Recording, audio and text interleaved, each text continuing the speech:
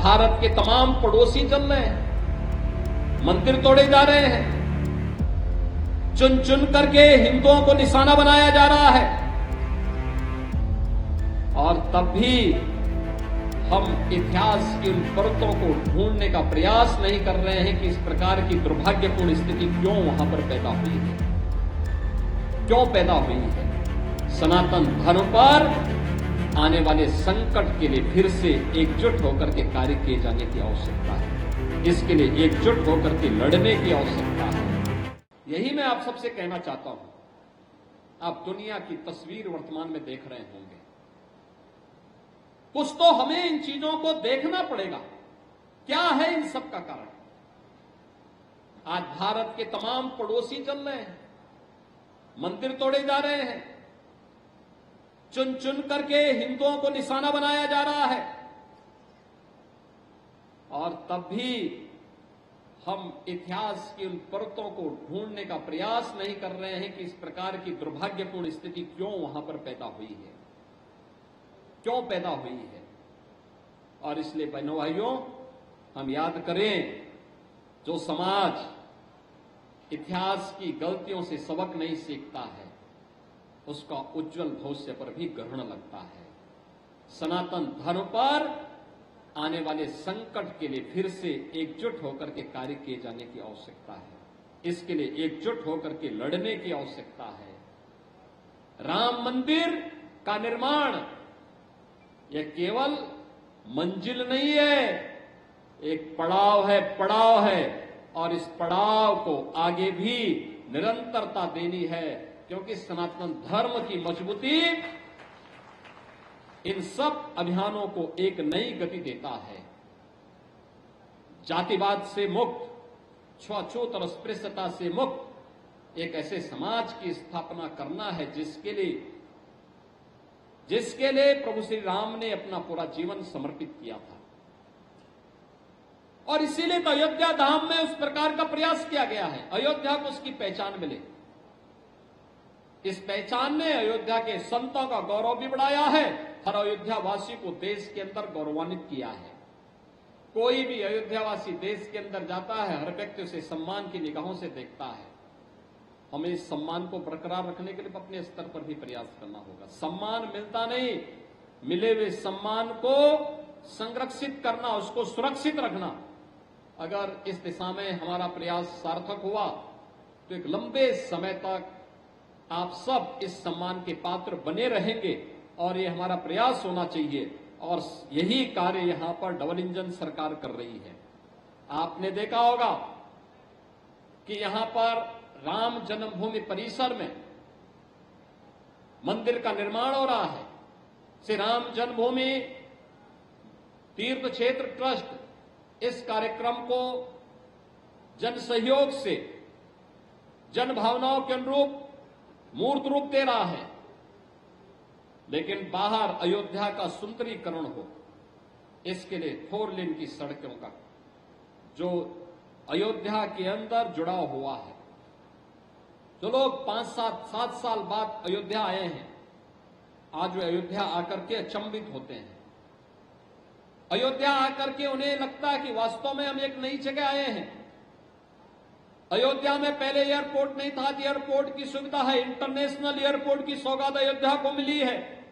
देश और दुनिया से अयोध्या धाम की कनेक्टिविटी बढ़ी है, रेलवे की बेहतरीन सुविधा यहां प्राप्त हुई है, राम जी की पेड़ी का सुंदरीकरण का कार्य हुआ है, पुरातन पड़ चुके मठ और मंदिरों के सुंदरीकरण और उनके फसाड के साथ उन्हें जोड़ने की कार्रवाई को तेजी के साथ एक नई गति मिली है। सारे कार्य एक साथ तो नहीं होते, धीरे धीरे करके होते हैं, लेकिन आज वो मूर्त रूप में लेता हुआ दिखाई दे रहा है। ये जो नई पहचान बनी है अयोध्या की, जनता अपेक्षा रखती है इस धाम को त्रेता युग के धाम के रूप में स्थापित करने के संकल्पों के साथ अयोध्या वासियों को भी जोड़ना पड़ेगा। वो जो संतों को भी इसे स्थानीय स्तर पर अपना सानिध्य प्रदान करना पड़ेगा। एकजुट होकर के इस अभियान को सफलता की नई ऊंचाइयों तक प्रदान करना, सम्मान देना, उस सम्मान को बरकरार रखने के लिए कार्य करना पड़ेगा, अहरनिश प्रयास करना पड़ेगा। आज उसी की परिणति है। एक एक करके अयोध्या के नाम पर सारे कार्य, सारे संकल्प पूरे होते हुए दिखाई दे रहे हैं। अयोध्या धाम आज एक सही दिशा में, सकारात्मक दिशा में आगे बढ़ा है और उस क्रम को हम निरंतरता प्रदान कर सकें, इस दृष्टि से मैं आपके बीच में बार बार आता हूं। और इसीलिए हम लोगों ने कहा था यहां पे आकर के, जो यात्रियों के लिए रेन बसेरा बनेंगे, प्रभु राम के वनवास के समय का सबसे पहले साथी कोई बने थे, निषाद राज बने थे। तो निषाद राज के नाम पर अयोध्या के रेन बसेरा बसेंगे, यात्री विश्रामालय बनेंगे। आज वह काम यहां पे हो रहा है।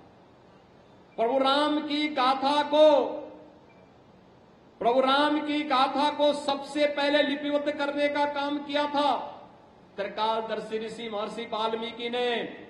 तो अयोध्या का एयरपोर्ट, इंटरनेशनल एयरपोर्ट, दुनिया के अंदर महर्षि वाल्मीकि के नाम पर पहला एयरपोर्ट कहीं बना है, प्रभु राम की जन्मभूमि अयोध्या धाम में बना है।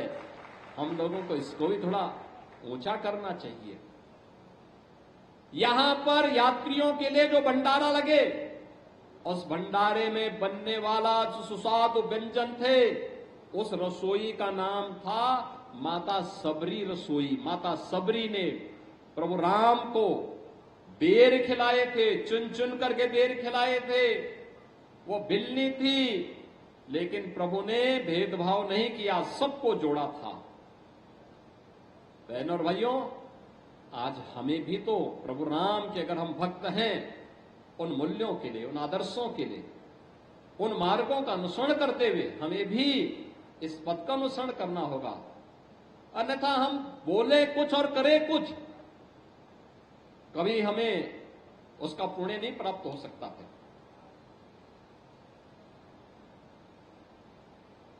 हमें उसके अनुरूप बनना पड़ेगा। शिव की भक्ति के लिए शिव के अनुरूप बनना पड़ेगा। शिवो भूत्वा स्वयं चेत। अगर हम उसके अनुरूप नहीं बनेंगे तो भक्ति का लाभ हमें प्राप्त नहीं हो पाएगा। और प्रभु राम का भक्त बनने के लिए हमें भी उसके अनुरूप बनने की तैयारी करनी चाहिए, उनके आदर्शों से प्रेरणा ग्रहण करनी चाहिए।